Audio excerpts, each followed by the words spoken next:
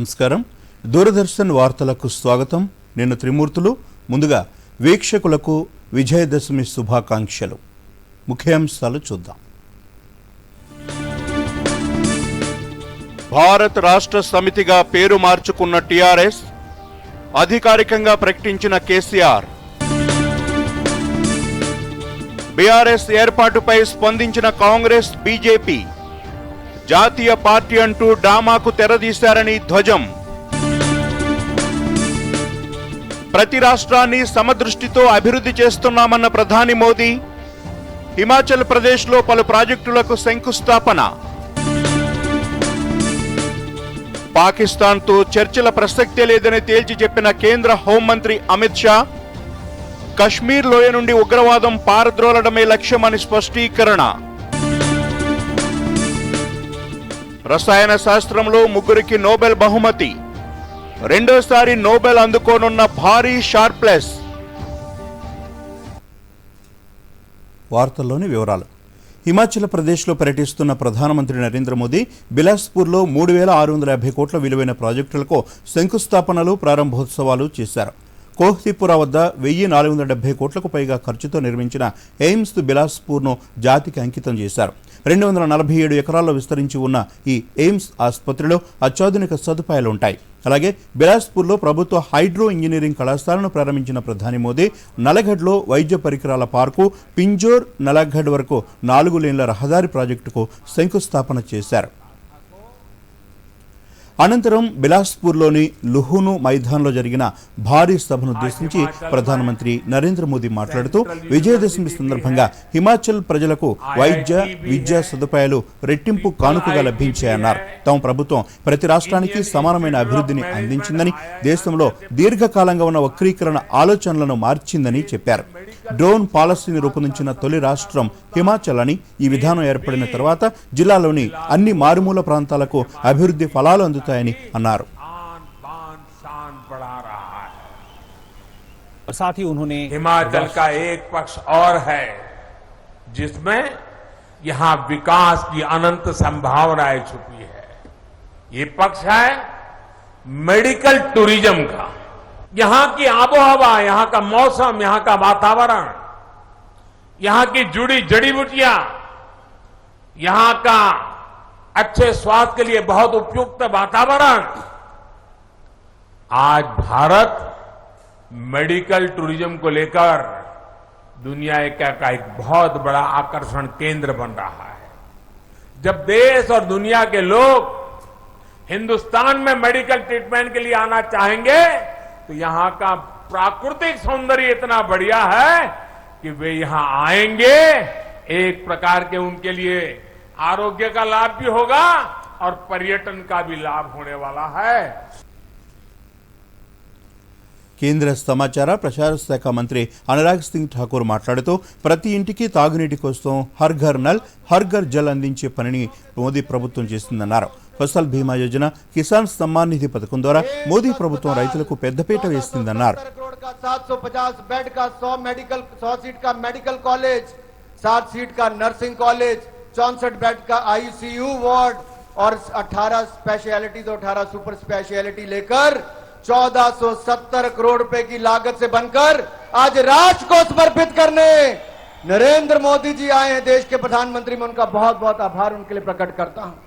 यही नहीं मित्रों, 140 करोड़ रुपए की लागत से गवर्नमेंट हाइड्रो इंजीनियरिंग कॉलेज कोई और नहीं बना सकता था. यह भी प्रधानमंत्री नरेंद्र मोदी जी ने हम सबको, युवाओं को दिया है. इसके लिए भी उनका बहुत बहुत आभार. प्रधानमंत्री जी, आप जब प्रधानमंत्री की शपथ ली थी, आपने कहा था आपकी सरकार गरीब की, वंचित की, शोषित की, पीड़ित की होगी, महिला की, मजदूर की, नौजवान, जवान, किसान की होगी. और पिछले 8 वर्षों में आपकी सरकार ने 12 करोड़ शौचालय हो, 3 करोड़ से ज्यादा पक्के मकान हो, 11 करोड़ से ज्यादा मुफ्त में रसोई गैस के सिलेंडर का कनेक्शन हो, या 45 करोड़ जनधन खाते हो, हर घर हर गांव को बिजली देने की बात हो, या अब हर घर को नल से स्वच्छ जल देने का भी काम प्रधानमंत्री नरेंद्र मोदी जी ने ही करके दिया है. ఉక్రెయిన్ అధ్యక్షుడు జెలెన్స్కీతో ఫోన్లో ప్రధాని నరేంద్ర మోదీ సంభాషించారు. ఆ దేశంలో అణు విద్యుత్ కేంద్రాల భద్రతపై ఆందోళన వ్యక్తం చేశారు. ఉక్రెయిన్లో కొనసాగుతున్న యుద్ధ వాతావరణంపై ఇరువురు నేతలు చర్చించారు. శత్రుత్వాలను త్వరగా విరమించుకోవాలని, చర్చలు దౌత్య మార్గంలో పరిష్కరించుకోవాలని మోదీ పునరుద్ఘాటించారు. వివాదానికి సైనిక పరిష్కారం ఉండదని ఆయన తన దృఢ విశ్వాసాన్ని వ్యక్తం చేశారు. ఎలాంటి శాంతి ప్రయత్నాలకైనా సహకరించేందుకు భారతదేశం తరపున సంసిద్ధతను తెలియజేశారు. ఉక్రెయిన్తో సహా అణు వ్యవస్థాపనల భద్రతకు భారతదేశం ఇస్తున్న ప్రాముఖ్యతను ప్రధాని నొక్కి చెప్పారు. అణు కేంద్రాల్లో ప్రమాదం జరిగితే పర్యావరణంపై దీర్ఘకాలంలో విపత్కర పరిణామాలు కలిగిస్తుందని మోదీ అన్నారు. గత ఏడాది నవంబర్లో గ్లాస్గోలో జరిగిన చివరి భేటీ తర్వాత ఇరువురు నేతలు ద్వైపాక్షిక సహకారానికి సంబంధించిన ముఖ్యమైన రంగాలపై కూడా చర్చించారు. 21 ఏళ్ల తెలంగాణ రాష్ట్ర సమితి ప్రస్థానం ముగిసింది. భారత్ రాష్ట్ర సమితిగా పేరు మార్చుకుంది. టీఆర్ఎస్ను బీఆర్ఎస్గా మారుస్తూ పార్టీ అధ్యక్షుడు సీఎం కె చంద్రశేఖరరావు నిర్ణయం తీసుకున్నారు. ఈ మేరకు తెలంగాణ భవన్లో జరిగిన పార్టీ సర్వసభ్య సమావేశంలో తీర్మానం చేశారు. ఈ తీర్మానాన్ని కేసీఆర్ ఆమోదించారు. కొత్త పార్టీ బీఆర్ఎస్ను కేసీఆర్ అధికారికంగా ప్రకటించారు. పార్టీ జెండా ఎజెండాపై టీఆర్ఎస్ నేతలకు కేసీఆర్ వివరించారు. హైదరాబాద్లోని తెలంగాణ భవన్లో టీఆర్ఎస్ పార్టీ సర్వసభ్య సమావేశంలో పార్టీ పేరు మార్పు తీర్మానాన్ని ఎమ్మెల్సీ పల్లా రాజేశ్వర్ రెడ్డి ప్రవేశపెట్టారు. టీఆర్ఎస్ను బీఆర్ఎస్గా మారుస్తూ ప్రవేశపెట్టిన తీర్మానాన్ని ఎమ్మెల్యేలు, ఎమ్మెల్సీలు, జిల్లా పార్టీ అధ్యక్షులు బలపరిచారు. సర్వసభ్య సమావేశానికి మంత్రులు, ఎంపీలు, ఎమ్మెల్యేలు, ఎమ్మెల్సీలు హాజరయ్యారు. జడ్పీ చైర్మన్లు సహా 283 మంది ప్రతినిధులు హాజరయ్యారు. టీఆర్ఎస్ పేరు మార్పుపై తీర్మానం చేశారు. అనంతరం సంతకాలు సేకరించారు. టీఆర్ఎస్ పేరును బీఆర్ఎస్గా మారుస్తూ చేసిన తీర్మానాన్ని పార్టీ సీనియర్ నేత, రాష్ట్ర ప్రణాళికా బోర్డు ఉపాధ్యక్షుడు బి వినోద్ కుమార్ బృందం ఢిల్లీకి తీసుకువెళ్లనుంది. రేపు ఢిల్లీ వెళ్లి కేంద్ర ఎన్నికల సంఘానికి ఈ తీర్మానాన్ని సమర్పిస్తారు. ఈసీ దీనిని పరిశీలించి ఆమోదం తెలపగానే బీఆర్ఎస్ ప్రస్థానం మొదలవుతుంది. కాగా జాతీయ పార్టీగా మారిన అనంతరం అఖిల భారత స్థాయిలో కొన్ని అనుబంధ సంఘాలను ఏర్పాటు చేయాలని కేసీఆర్ నిర్ణయించినట్లు సమాచారం. జాతీయ పార్టీ కార్యకలాపాల కోసం ఢిల్లీలో ఇప్పటికే ఒక కార్యాలయాన్ని అద్దెకు తీసుకున్నట్లు పార్టీ వర్గాలు తెలిపాయి. ఈ నెల 9న ఢిల్లీ కార్యాలయంలో ఒక సమావేశం కూడా టీఆర్ఎస్ నేతలు నిర్వహించనున్నారు. తెలంగాణ రాష్ట్ర సమితి టు భారత రాష్ట్ర సమితి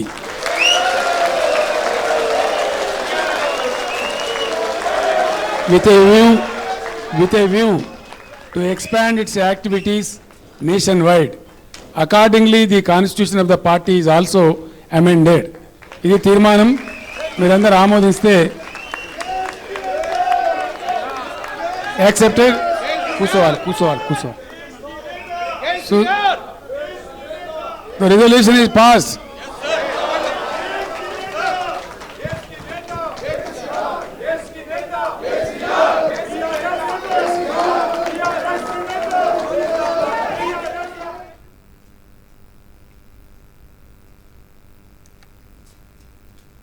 టీఆర్ఎస్ ప్రస్థానాన్ని ఒకసారి చూసినట్లయితే 2001 ఏప్రిల్ 27న టీఆర్ఎస్ను కేసీఆర్ ప్రకటించారు. తెలంగాణ ఉద్యమ నేపథ్యంలో ప్రారంభమైన టీఆర్ఎస్ రాజకీయ పార్టీగా ఎన్నో ఒడిదుడుకులు ఎదుర్కొంది. 2004 ఎన్నికల్లో 26 అసెంబ్లీ స్థానాలు గెలుపొందిన టీఆర్ఎస్ 2009లో 10 స్థానాలతోనే సరిపెట్టుకుంది. కానీ ఆ తర్వాత వరుసగా ఉప ఎన్నికల్లో గెలుస్తూ పోయింది. 2014లో తెలంగాణ రాష్ట్రంలో తొలి ప్రభుత్వాన్ని ఏర్పాటు చేసింది. 2018లోనూ మరోసారి అధికారంలోకి వచ్చింది. ప్రత్యేక తెలంగాణ లక్ష్యంగా ఏర్పాటైన టీఆర్ఎస్ ఇప్పుడు బీఆర్ఎస్గా మారి జాతీయ రాజకీయాల్లోకి అడుగు పెట్టనుంది.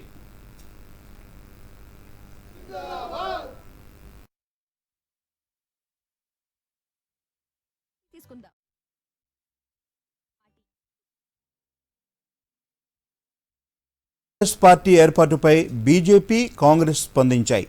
టీఆర్ఎస్ను బీఆర్ఎస్గా మారుస్తూ నిర్ణయం తీసుకోవడంతో తెలంగాణకు సీఎం కేసీఆర్కు ఉన్న బంధం పూర్తిగా తెగిపోయిందని బీజేపీ ఎమ్మెల్యే ఈటెల రాజేందర్ అన్నారు.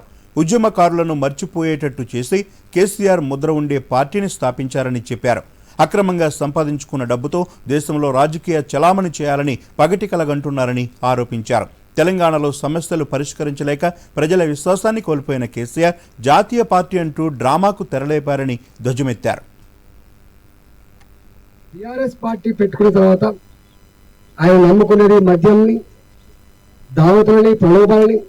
ఆయన నమ్ముకున్నది డబ్బును. కాబట్టి అక్రమంగా సంపాదించిన డబ్బుతోటి దేశంలో రాజకీయాలు చేయాలని చెప్పి ఇవాళ ఏదైతే పడగల అంటాడో అది పగటి కలగానే మిగిలిపోద్దా ఏమైతే వేచి చూడాల్సిందే. ఒక్కటి మాత్రం సత్యం, కూట్ల రాయి తీయలేనోడు ఎట్లా రాయిపించినట్టుగా ఇక్కడ తెలంగాణ గడ్డ మీద అనేక వర్గాల ప్రజానికం ఈ ముఖ్యమంత్రి మీద విశ్వాసం కోల్పోయి ఇవాళ అనేక రకాల బాధలు పడుతున్నప్పుడు ఇవాళ ఆ సాంప్రదాయాన్ని ఆ దుఃఖాన్ని దేశం మీద రుద్దే ప్రయత్నం చేస్తున్నట్టుగా కనబడతా ఉంది. వినాశకాలే విపరీత బుద్ధి అన్న చందంగా కేసీఆర్ వైఖరి ఉందని చంద్రశేఖర్ గారికి స్వార్థం పెరిగిపోయింది. దుయ్యబట్టారు. ప్రజలను మభ్యపెట్టడానికి బీఆర్ఎస్ ను ఏర్పాటు చేస్తారని తప్పుపట్టారు. తెలంగాణ అనే పదం వినిపించకుండా ఆయన కుట్ర చేస్తున్నారని మండిపడ్డారు. ఆయన ఆర్థిక రాజకీయ ప్రయోజనం పొందాలన్న ఆలోచనలో ఉండి ఈ రోజు భారత్ రాష్ట్ర సమితి అని పొయ్యకాలం ఆలోచన వచ్చింది. తద్వారా వారు స్పష్టంగా చెప్పదలుచుకున్నారు, ఇక తెలంగాణ సమస్యలతో నాకు ఎలాంటి సంబంధం లేదు, తెలంగాణ ప్రజల దగ్గర నేను మాట్లాడాల్సిన అవసరము లేదు, తెలంగాణ ప్రజలతోని నాకు అవసరం తీరిపోయింది, తెలంగాణ ప్రజలతోని ఇంకా నాకు ఎలాంటి సంబంధాలు అవసరం లేదని చంద్రశేఖరరావు గారు నిర్ణయించుకున్నారు. ఈవేళ పార్టీ కావాలంతే. ముందు ఛాంపియన్ తో సెల్ఫీ తీసుకుందాం. ఐడియా, ఇక్కడే చేసుకుందాం పార్టీ. Pizza party. ఇది నీ కార్డు పిన్ను నా కార్డ్ డీటెయిల్స్ స్వయంగా వేస్తాను. ఆర్బీఐ అంటుంది మీ పిన్, ఓటీపీ, సివివి లేదా ఇంటర్నెట్ బ్యాంకింగ్ పాస్వర్డ్ ఎవరితోనూ షేర్ చేసుకోకండి. ఆన్లైన్ బ్యాంకింగ్ మీ సొంత కంప్యూటర్, మొబైల్ ఇంకా సిక్యూర్ నెట్వర్క్ నుంచే చేయండి. By girls. ఎక్కడికి వెళ్తున్నావు? వినలేదా? No sharing. ఆర్బీఐ అంటుంది, విషయాలు తెలుసుకోండి, జాగరూకంగా ఉండండి. వార్తలకు పునఃస్వాగతం. పాకిస్తాన్తో ఎలాంటి చర్చలకు తావలేదని కేంద్ర హోంమంత్రి అమిత్ షా స్పష్టం చేశారు. మోదీ ప్రభుత్వం జమ్మూ కాశ్మీర్ ప్రజలతో మాత్రమే మాట్లాడుతుందని, కశ్మీర్ లోయ నుండి ఉగ్రవాదాన్ని పారదోలటమే లక్ష్యమని చెప్పారు. ఉత్తర కశ్మీర్లోని బారాముల్లా పట్టణంలో జరిగిన భారీ ర్యాలీలో అమిత్ షా పాల్గొని ప్రసంగించారు. గత 75 ఏళ్లలో 3 కుటుంబాలు జమ్మూ కాశ్మీర్ను నాశనం చేశాయని అన్నారు. మోదీ ప్రభుత్వం కశ్మీర్లో అభివృద్ధి, పారిశ్రామిక విప్లవాన్ని తీసుకొచ్చిందని తెలిపారు. కొన్నేళ్లలోనే 56,000 కోట్ల రూపాయల పెట్టుబడిలో జమ్మూ కశ్మీర్కు వచ్చినట్లు వెల్లడించారు. నేషనల్ కాన్ఫరెన్స్, పీడీపీ పార్టీలు స్థానిక యువకుల చేతులకు రాళ్లు, తుపాకీలు ఇచ్చాయని అమిత్ షా ఆరోపించారు. కశ్మీర్ను ఉగ్రవాదం నుంచి విముక్తి చేసి మళ్లీ భూమి మీద స్వర్గంగా మార్చేందుకు కేంద్ర ప్రభుత్వం దృఢ సంకల్పం తీసుకుందని అమిత్ షా చెప్పారు. రాళ్లు, తుపాకులకు బదులుగా యువతకు ల్యాప్టాప్లు, ఫోన్లు అందజేస్తుందన్నారు. కశ్మీర్ను ఉగ్రవాదుల నుంచి పర్యాటక కేంద్రంగా మార్చామని ఆయన అన్నారు. ఈ ఏడాది అక్టోబర్ వరకే 22 లక్షల మంది పర్యాటకులు కశ్మీర్ను సందర్శించినట్లు చెప్పారు. कश्मीर को भी वो रेस के अंदर आना है. हमें आतंकवादी के बताए हुए रास्ते पे नहीं जाना. कश्मीर का युवा देश के विकास में जुड़े. कश्मीर का युवा पढ़ लिख कर नौकरी प्राप्त कर उद्योगों के साथ जुड़े. ये करने का काम नरेंद्र मोदी जी कर रहे हैं. मेरा आपसे निवेदन है कि आप इसमें आपका सहयोग दीजिए. गुप्कार मॉडल क्या कर रहा है? पाकिस्तानी आतंकवादियों को लाल जाजम बिठाकर यहां पर ला रहा है. मोदी मॉडल क्या कर रहा है? 56,000 करोड़ के इन्वेस्टमेंट को जमीन पर उतारकर मेरे बारामुल्ला के युवाओं को रोजगारी देने का काम ये नरेंद्र मोदी मॉडल कर रहा है. मित्रों, युवाओं के लिए गुप्कार मॉडल में क्या है? पत्थर है, बंद कॉलेज है, हाथ में मशीन गन है. नरेंद्र मोदी मॉडल में क्या है? आईआईएम है, आईआईटी है, एम्स है, निफ्ट है, नीट है. युवा को पढ़ाई लिखाई चाहिए. अब्दुल्ला साहब, युवा के हाथ में पत्थर नहीं चाहिए. ప్రపంచంలోనే అతిపెద్ద చక్కెర ఉత్పత్తిదారుగా, రెండో అతిపెద్ద ఎగుమతిదారుగా భారతదేశం అవతరించింది. షుగర్ సీజన్ 2021-22లో దేశంలో 5,000 లక్షల మెట్రిక్ టన్నులకు పైగా చెరుకు ఉత్పత్తి జరిగింది. ఇందులో 35 లక్షల మెట్రిక్ టన్నుల చెరుకును ఇథనాల్ ఉత్పత్తికి మళ్లించగా 359 లక్షల మెట్రిక్ టన్నుల చెరుకును షుగర్గా చక్కెర మిల్లులు ఉత్పత్తి చేస్తాయి. 109 లక్షల మెట్రిక్ టన్నుల చక్కెర ఎగుమతులు జరిగినట్లు కేంద్ర ఆహార, ప్రజా పంపిణీ మంత్రిత్వ శాఖ వెల్లడించింది. అంతర్జాతీయంగా లభించే మద్దతు ధరలు, కేంద్ర ప్రభుత్వ విధానాల వల్ల భారత చక్కెర పరిశ్రమ ఈ ఘనతను సాధించిందని పేర్కొంది. ఈ ఎగుమతుల వల్ల దాదాపు 40,000 కోట్ల రూపాయల విదేశీ మాదక ద్రవ్యం భారత్కు వచ్చింది. ఈ ఏడాది రసాయన శాస్త్రంలో ముగ్గురికి నోబెల్ బహుమతి దక్కింది. శాస్త్రవేత్తలు కరోలిన్ ఆర్ బెల్టోజీ, మార్టిన్ మెల్డాల్, భారీ షార్ప్లెస్లకు ఈ పురస్కారం అందజేస్తారు. క్లిక్ కెమిస్ట్రీతో పాటు బయో ఆర్థోగోనల్ కెమిస్ట్రీలో చేసిన పరిశోధనలకు గాను వీరికి నోబెల్ బహుమతి దక్కింది. భారీ షార్ప్లెస్కు నోబెల్ అవార్డు దక్కటం ఇది రెండోసారి. 2 సార్లు నోబెల్ గెలిచిన 5వ వ్యక్తిగా ఆయన నిలిచారు. గతంలో John Bardeen, marry స్క్లోడావస్కా, Curie, Linus పౌలింగ్, Frederick సంగేర్లు 2 సార్లు నోబెల్ పురస్కారాన్ని అందుకున్నారు. భారీ షార్ప్లెస్కు గతంలో 2001లో తొలిసారి నోబెల్ బహుమతి అందుకున్నారు. కాగా ఇది రెండోసారి. నిన్న భౌతిక శాస్త్రంలో 3 శాస్త్రవేత్తలకు నోబెల్ బహుమతి ప్రకటించారు. వైద్య రంగంలో స్వీడన్ శాస్త్రవేత్త స్వాంటే షాబోను నోబెల్ అవార్డుకి ఎంపికయ్యారు. మానవ పరిణామ క్రమంపై ఆయన చేసిన పరిశోధనలకు గాను ఈ అవార్డు దక్కించుకున్నారు. గురువారం సాహిత్య రంగాల్లో విజేతలను, శుక్రవారం శాంతి బహుమతి విజేత పేర్లను ప్రకటిస్తారు. ఈ నెల 10న ఆర్థిక రంగంలో నోబెల్ గ్రహీత పేరును వెల్లడిస్తారు. డిసెంబర్ 10న అవార్డులు అందజేస్తారు. తమ వద్దకు వచ్చే ప్రజలకు అవగాహన కల్పించి సమస్యను పరిష్కరించే మార్గాన్ని చూపాలని రాష్ట్ర మానవ హక్కుల సంఘం చైర్మన్ జస్టిస్ చంద్రయ్య అన్నారు. రాజన్న సిరిసిల్ల జిల్లా వేములవాడలో పర్యటించిన ఆయన రెవెన్యూ, జ్యుడిషియల్, పోలీసు అధికారులతో సమీక్ష సమావేశం నిర్వహించారు. ప్రస్తుతం ప్రజల్లో హక్కులపై అవగాహన పెరుగుతుందని, అలాగే బాధ్యతలపై కొంత నిర్లక్ష్యం కూడా ఉందన్నారు. ఇలాంటి సమయంలోనే అధికారులు గురుతర బాధ్యతగా వ్యవహరించి ప్రజల్లో అవగాహన పెంచాలన్నారు. ఈ సందర్భంగా అధికారులు పలు సమస్యలను ఆయన దృష్టికి తీసుకురాగా వాటిపై పలు సూచనలు చేశారు. ఈ మీటింగ్లో అందరు అధికారుల యొక్క డిపార్ట్మెంట్స్ వైజ్ రివ్యూ చేయడం జరిగింది. చాలామంది అధికారులు కొత్తగా వచ్చారు. స్థానికంగా ఉన్న అధికారులు వాళ్ళ డిపార్ట్మెంట్ విషయంలో ఏ రకంగా వాళ్ళు విధులు నిర్వహిస్తున్న అంశం పైన ఒక స్పష్టమైన అవగాహనతో పనిచేస్తున్నట్టుగా భావించారు. ఆర్టీఓ గారు ప్రత్యేకంగా ల్యాండ్ ఇష్యూకి సంబంధించి చాలా వస్తున్నాయని చెప్పారు. ముఖ్యంగా ఇష్యూయన్స్ ఆఫ్ ది పట్టాదారు పాస్ విషయంలో వారు చెప్పిన అంశాలు ఏమిటంటే చాలా వరకు rectification of mistakes in the revenue records are being attended without any difficulty. అట్లాగే ఇష్యూయన్స్ ఆఫ్ ది పట్టాదారు పాస్ విషయంలో 99% పట్టాదారు పాస్ ఇష్యూ చేశామని చెప్పడం జరిగింది. ఎక్కడంటే అంటే అధికారుల యొక్క బాధ్యత ప్రజాస్వామ్యంలో రోజు రోజు పెరుగుతోంది. ఒకవైపు ప్రజలకు హక్కులపైన అవగాహన పెరుగుతోంది, రెండవ వైపు బాధ్యతల పైన కూడా కొంత విస్మరించడం జరుగుతోంది. కాబట్టి వచ్చినటువంటి ప్రతి వాళ్లకు హక్కులతో పాటు బాధ్యతలను కూడా ఒక అవగాహన కలగజేసినటువంటి పరిస్థితి ఉండాలి. కాబట్టి every officer should become a teacher to every person who ever approach them. కాబట్టి వాళ్ళలో ఉన్నటువంటి నెగటివ్ కాన్సెప్ట్ను దూరం చేసి ఒక పాజిటివ్ కాన్సెప్ట్ను ఏర్పాటు చేసి వాళ్ళ సమస్యకు ఆ అధికారి చేతుల మీదుగా న్యాయం జరుగుతుందనే నమ్మకాన్ని మనం కలగజేస్తే చాలా సమస్యలు పరిష్కరిస్తాం అని చెప్పడం జరిగింది. దాన్ని చాలా చక్కగా వాళ్ళు ఆస్వాదించారు.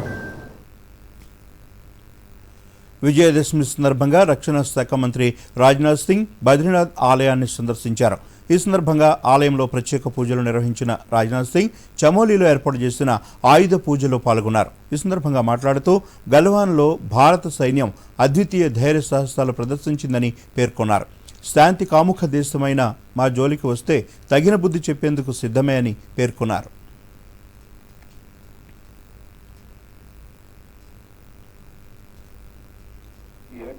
जवानों के बीच उनसे मिलने के लिए और उनसे बातचीत करने के लिए जाता हूँ। यह पर्व ऐसा पर्व है जिस दिन शस्त्रों की पूजा होती है। दुनिया के किसी देश में शस्त्रों की पूजा नहीं होती, लेकिन भारत दुनिया का अकेला देश है जहाँ शास्त्रों की भी पूजा होती है और शस्त्रों की भी पूजा होती है। यह देश आपको भारत की जो सर्वोच्च निधियां हैं उनमें एक बहुत ही महत्वपूर्ण निधि यदि किसी को मानता है तो हमारे भारत की सेना के जवानों को मानता है। మన డెజర్ట్ వచ్చేసింది కానీ మన ఛాంపియన్ ఇంకా రాలేదు. మరి బిల్లిచ్చే ముందేనే వస్తుందంటారా? సో గర్ల్స్ ఏంటట సంగతి? బిల్లట సంగతి ఏది? నీ కాడి పిన్ని. ఆర్బీఐ అంటుంది మీ పిన్, ఓటీపీ, సివివి లేదా ఇంటర్నెట్ బ్యాంకింగ్ పాస్వర్డ్ ఎవరికి ఇవ్వద్దు. ఆన్లైన్ బ్యాంకింగ్ మీ సొంత కంప్యూటర్, మొబైల్ ఇంకా సెక్యూర్ నెట్వర్క్ నుంచే చెయ్యండి. తినడం ఛాంపియన్షిప్ జరిగిందా? ఆర్బీఐ అంటుంది విషయాలు తెలుసుకోండి, జాగరూకంగా ఉండండి. Welcome back. నిరుద్యోగ యువతీ యువకులు స్వయం ఉపాధి పొందడానికి కేంద్ర ప్రభుత్వం ప్రవేశపెట్టిన ప్రధానమంత్రి ఉపాధి కల్పన కార్యక్రమం సత్ఫలితాలను ఇస్తోంది. ఒక పక్క పరిశ్రమలు స్థాపించుకోవడానికి బ్యాంకుల ద్వారా రుణ సహాయం చేస్తూ మరోపక్క లబ్ధిదారులకు రాయితీలు కూడా ఇస్తోంది.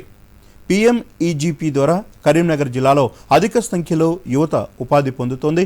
గడిచిన 3 ఏళ్లలో కరీంనగర్ జిల్లా రాష్ట్రంలోనే అగ్రస్థానంలో సాధించి జిల్లాలకు ఆదర్శంగా నిలుస్తోంది. దీనిపై మా ప్రతినిధి అందిస్తున్న ప్రత్యేక కథనం. విద్యావంతులు ఉద్యోగాల కోసం వేచి చూడకుండా స్వయం ఉపాధి పొందడంతో పాటు మరో 10 మందికి ఉపాధి కల్పించే విధంగా కేంద్ర ప్రభుత్వం ప్రధానమంత్రి ఉపాధి కల్పన కార్యక్రమాన్ని ప్రారంభించింది. దీని ద్వారా ఇప్పటికే వేలాది మంది యువతీ యువకులు యూనిట్లను ఏర్పాటు చేసుకుని పారిశ్రామికవేత్తలుగా ఎదిగి ఎందరికో ఆదర్శంగా నిలుస్తున్నారు. కరీంనగర్ జిల్లా గంగాధర మండలం ఓడియారం గ్రామానికి చెందిన సంపత్ కుమార్ తనకు అందుబాటులో ఉన్న ఎక్కువ డిమాండ్ గల గ్రానైట్ పరిశ్రమలో పాలిషింగ్ ఉపయోగించే బ్రిక్స్ తయారీ కేంద్రాన్ని ఏర్పాటు చేసుకుని ఉపాధి పొందుతున్నారు. తనతో పాటు మరో 10 మందికి ఉపాధి కల్పిస్తూ పరిశ్రమను విజయవంతంగా నిర్వహిస్తున్నారు. అలాగే తీగలగుట్టపల్లికి చెందిన సృజన అనే మహిళ ఉన్నత చదువులు చదివి ఉద్యోగం కోసం ఎదురుచూడకుండా సొంతంగా వ్యాపారం చేయాలనే ఆలోచనలో ఉండగా ప్రభుత్వం PMEGP ద్వారా యువతను ప్రోత్సహిస్తుందని తెలుసుకొని 25 లక్షల రుణం పొందింది. ఇప్పుడు తాను పనిచేస్తూ మరో 15 మందికి ఉపాధి కల్పించడం ఆనందంగా ఉందని పేర్కొంది. PMGP ద్వారా మేము 25 లక్షల లోన్ కూడా పొందాము. అలానే చాలా వరకు చేస్తుంది కాబట్టి దాంట్లో మా వంతు సహాయం చేయడం కోసం ఈ UPVC విండోస్ ఫ్యాక్టరీ పెట్టాము. ఈ విండోస్ వాడడం వల్ల తక్కువ కాస్ట్లో విండోస్ వస్తాయి, కానీ ఎక్కువ కాలం ఆగుతాయి. సామాన్యుడు కూడా ఈ విండోస్ పెట్టుకోవడానికి ఈజీగా ఉంటుంది. మరో మహిళ బిచ్చు మాధవి PMEGP ద్వారా రుణం పొంది ప్రకృతి సిద్ధమైన ఆకులతో ప్లేట్ల తయారీ కేంద్రాన్ని ఏర్పాటు చేసుకుంది. దీని ద్వారా ఆర్థికంగా స్థిరపడమే కాకుండా మరో 2 ఉపాధి అందిస్తుండడం సంతోషంగా ఉందని చెప్పింది. ఇస్తార్లు, టిఫిన్ ప్లేట్లు, భోజనం ప్లేట్లు, దీపాలు అన్ని రకాలు తయారవుతాయి. ఎలాంటి హానికరం లేదు. ప్రభుత్వ సహకారం కల్పించింది. నాకు లోన్ తీసుకొని 6 లక్షల రూపాయలు కల్పించింది. నేను ఈ పని చేసుకుంటున్నాను. కరీంనగర్ జిల్లా పరిశ్రమల కేంద్రం అనుకున్న లక్ష్యాలను మించి యూనిట్స్ మంజూరు చేయడంతో ప్రభుత్వం ఈసారి టార్గెట్ పెంచారని, ఈ సంవత్సరం ఇప్పటికే అనుకున్న లక్ష్యాలకు చేరువైందని జిల్లా పరిశ్రమల కేంద్రం జనరల్ మేనేజర్ నవీన్ కుమార్ తెలిపారు. ముఖ్యంగా SC, ST and physical handicapped వాళ్ళకి ఇన్వెస్ట్మెంట్ మీద 35% మేల్కి అయితే, ఫీమేల్ వాళ్ళకైతే 45% సబ్సిడీ ఇప్పించడం జరుగుతుంది. 75 లక్షల వరకు కూడా గరిష్టంగా వాళ్ళు ఇన్వెస్ట్మెంట్ సబ్సిడీ తీసుకునే అవకాశం ఉంది. ముఖ్యంగా మా జిల్లా పరిశ్రమల కేంద్రం ద్వారా నిరుద్యోగ యువకులకి మంచి ఒక వరం లాంటి స్కీమ్, ఒకటి PMEGP స్కీమ్ కూడా ఉంది. PMEGP స్కీమ్లో మ్యానుఫ్యాక్చరింగ్ యూనిట్స్ కానీ లేకపోతే సేవారంగం తరపున యూనిట్స్ కానీ ఏర్పాటు చేసుకోవచ్చు. సేవారంగంలో అయితే 20 లక్షల వరకు వారు పెట్టుబడి పెట్టేదంటే వారికి రూరల్ ఏరియాలో 35% సబ్సిడీ ఉంది, అర్బన్ ఏరియాలో 25% సబ్సిడీ ఉంది. అలానే మ్యానుఫ్యాక్చరింగ్ అంటే ఎవరైనా తయారీ ప్రొడక్షన్ చేసేది ఉంటే వారికి 50 lakhs పెట్టుబడి పెట్టేది ఉంటే 20 లక్షల వరకు కూడా సబ్సిడీ వారు పొందవచ్చు. సృజన, మాధవి, సంపత్ కుమార్ వీరంతా ఒకప్పుడు నిరుద్యోగులు, కానీ ఇప్పుడు కేంద్ర ప్రభుత్వ పథకాలతో జిల్లా పరిశ్రమల కేంద్రం ద్వారా స్వయం ఉపాధి పొందుతూ పారిశ్రామికవేత్తలు ఎదిగారు. ఇలా ఎదగడంతో పాటు మరో 10 మందికి ఉపాధి కల్పించే స్థాయికి ఎదిగారు. ఇలా జిల్లా వ్యాప్తంగా 100 మంది ఉన్నారు. వీరంతా 1000 మందికి ఉపాధి కల్పిస్తూ అందరికీ ఆదర్శంగా నిలుస్తున్నారు. జిల్లా పరిశ్రమల కేంద్రం నుంచి వెళ్ళి హనుమాన్ల సంపత్ కుమార్, దూరదర్శన్ న్యూస్, కరీంనగర్ జిల్లా. వారం రోజుల పర్యటన కోసం విదేశీ వ్యవహారాల శాఖ మంత్రి జయశంకర్ న్యూజిలాండ్ పర్యటనకు వెళ్లారు. ఈ టూర్లో భాగంగా మంత్రి ఆస్ట్రేలియాలో పర్యటించనున్నారు. రేపు న్యూజిలాండ్ ప్రధానమంత్రి జస్టిండాతో జయశంకర్ భేటీ కానున్నారు. భారత్ ఆజాదీ కా అమృత్ మహోత్సవ్ సందర్భంగా 75 ఏళ్ల ప్రత్యేక స్టాంపును న్యూజిలాండ్లో విడుదల చేయనున్నారు. అనంతరం Modi at 20 dreams meet delivery పుస్తకాన్ని ఆవిష్కరించనున్నారు. అనంతరం ఇరు దేశాల మధ్య పరస్పర సహకారం, ద్వైపాక్షిక సంబంధాలపై చర్చించనున్నారు. ఈ పర్యటనలో వెల్లింగ్టన్లో నూతనంగా నిర్మించిన భారత హైకమిషన్ భవనాన్ని జైశంకర్ ప్రారంభించనున్నారు. దసరా పండుగ సందర్భంగా దేశ ప్రజలందరికీ రాష్ట్రపతి ద్రౌపది ముర్ము, ఉపరాష్ట్రపతి జగదీప్ ధన్కర్, ప్రధానమంత్రి నరేంద్ర మోదీ శుభాకాంక్షలు తెలియజేశారు. అనైతికతపై నీతి, అసత్యంపై సత్యం, చెడుపై మంచి సాధించిన విజయానికి విజయదశమి ప్రతీక అని రాష్ట్రపతి పేర్కొన్నారు. విజయానికి ప్రతీక అయిన విజయదశమి సందర్భంగా దేశ ప్రజలందరికీ శుభాకాంక్షలు అని ప్రధాని పేర్కొన్నారు. ఈ పర్వదినం ప్రతి ఒక్కరి జీవితాల్లో ధైర్యం, సంయమనం, సానుకూల శక్తిని తీసుకురావాలని కోరుకుంటున్నట్లు ప్రధానమంత్రి నరేంద్ర మోదీ ట్వీట్ చేశారు. ధర్మస్థాపనకు నిదర్శనంగా విజయాలను అందించే విజయదశమి దసరా పండుగను దేశవ్యాప్తంగా జరుపుకుంటారని ముఖ్యమంత్రి కల్వకుంట్ల చంద్రశేఖరరావు అన్నారు. దసరా రోజున శుభ సూచకంగా పాలపిట్టను దర్శించి పవిత్రమైన జమ్మి చెట్టుకు పూజలు చేసే సాంప్రదాయం గొప్పదని పేర్కొన్నారు. జమ్మి ఆకును బంగారంలా భావించి పంచుకుంటూ పెద్దల ఆశీర్వాదాలను అందుకుంటూ అలాయ్ బలాయ్ తీసుకుంటూ ప్రేమాభిమానాలను చాటుకోవటం ద్వారా దసరా పండుగ ప్రత్యేకత అని సీఎం చెప్పారు. అనతి కాలంలోనే అభివృద్ధిని సాధించి రాష్ట్రాన్ని ముందంజలో నిలిపిన తెలంగాణ పాలన దేశానికి ఆదర్శంగా నిలిచిందని అన్నారు. తెలంగాణ స్ఫూర్తితో దేశం ప్రగతి బాటలో నడవాలని సీఎం ఆకాంక్షించారు. విజయానికి సంకేతమైన దసరా నాడు తలపెట్టిన కార్యాలన్నీ ఫలించాలని సీఎం ప్రార్థించారు. విజయదశమి స్ఫూర్తిని కొనసాగిస్తామని తెలిపారు. ప్రజలందరూ సుఖశాంతులతో వర్ధిల్లాలని దసరా సందర్భంగా సీఎం కోరుకున్నారు. మరోవైపు ఐటీ శాఖ మంత్రి కేటీఆర్తో పాటు ఇతర మంత్రులు కూడా రాష్ట్ర ప్రజలకు దసరా శుభాకాంక్షలు తెలియజేశారు. నాగపూర్లోని రాష్ట్రీయ స్వయం సేవక్ సంఘ్ ప్రధాన కార్యాలయంలో విజయదశమి వేడుకలు ఘనంగా జరిగాయి. ఈ వేడుకలకు ఆర్ఎస్ఎస్ చీఫ్ మోహన్ భగవత్, కేంద్ర మంత్రి గడ్కరీ, మహారాష్ట్ర ఉప ముఖ్యమంత్రి దేవేంద్ర ఫడ్నవీస్ హాజరయ్యారు. ఆర్ఎస్ఎస్ దసరా వేడుకలకు తొలిసారి ఓ మహిళ ముఖ్య అతిథిగా హాజరయ్యారు. ఎవరెస్టు శిఖరాన్ని అధిరోహించిన తొలి మహిళ సంతోషి యాదవ్ ముఖ్య అతిథిగా పాల్గొన్నారు. ఆమె 1992 మే నెలలోనూ 1993 మే నెలలోనూ 2 దఫాలు ఎవరెస్టు శిఖరాన్ని అధిరోహించారు. ఈ వేడుకల సందర్భంగా ఆర్ఎస్ఎస్ కార్యకర్తలు ప్రదర్శించిన విన్యాసాలు ఆకట్టుకున్నాయి. సందర్భంగా మోహన్ భగవత్ మాట్లాడుతూ మహిళల భాగస్వామ్యం లేకపోతే సమాజం అభివృద్ధి చెందదన్నారు. మహిళా సాధికారతకు చేయూతనివ్వాలన్నారు. భారతదేశ ఐకమత్యాన్ని వ్యతిరేకించే శక్తులు సనాతన ధర్మానికి అడ్డంకులు సృష్టిస్తున్నాయని చెప్పారు. लाया जाए इसकी आवश्यकता है. संपूर्ण समाज का संगठन करना है तो संख्या की दृष्टि से आधा भाग हमारे समाज का मातृशक्ति का है, उसकी उपेक्षा नहीं की जा सकती. उनको भी सशक्त करना पड़ेगा. हमारे यहां उनको माता मानते हैं, वत्सलता उनका गुण है, जगत जननी के रूप में उनकी कल्पना करते हैं. हमारी प्रतिष्ठा दुनिया में बढ़ गई है, हमारी विश्वासार्हता बढ़ गई है.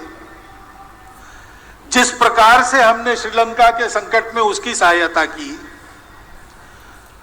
यूक्रेन के भूमि पर अमेरिका और रशिया की जो लड़ाई हो रही है उसमें अपने देश. ఇక మరోమారు ముఖ్యాంశాలతో వార్తలు ముగిద్దాం. నమస్కారం. దూరదర్శన్ యాదగిరి వార్తలు ఇప్పుడు సోషల్ మీడియాలో చూడొచ్చు. యూట్యూబ్ అయితే డిడి న్యూస్ తెలంగాణ, ట్విట్టర్ వేదికగా తెలంగాణ డిడి న్యూస్, అదే ఫేస్బుక్ అయితే @డిడి యాదగిరి న్యూస్లో వీక్షించవచ్చు. భారత్ రాష్ట్ర సమితిగా పేరు మార్చుకున్న టీఆర్ఎస్, అధికారికంగా ప్రకటించిన కేసీఆర్, బీఆర్ఎస్ ఏర్పాటుపై స్పందించిన కాంగ్రెస్, బీజేపీ, జాతీయ పార్టీ అంటూ డ్రామాకు తెరదీశారని ధ్వజం. ప్రతి రాష్ట్రాన్ని సమదృష్టితో అభివృద్ధి చేస్తున్నామన్న ప్రధాని మోదీ, హిమాచల్ ప్రదేశ్లో పలు ప్రాజెక్టులకు శంకుస్థాపన. పాకిస్తాన్తో చర్చల ప్రసక్తే లేదని తేల్చి చెప్పిన కేంద్ర హోంమంత్రి అమిత్ షా, కశ్మీర్ లోయ నుండి ఉగ్రవాదం పారద్రోలడమే లక్ష్యమని స్పష్టీకరణ. రసాయన శాస్త్రంలో 3కి నోబెల్ బహుమతి. రెండోసారి నోబెల్ అందుకోనున్న భారీ షార్ప్లెస్.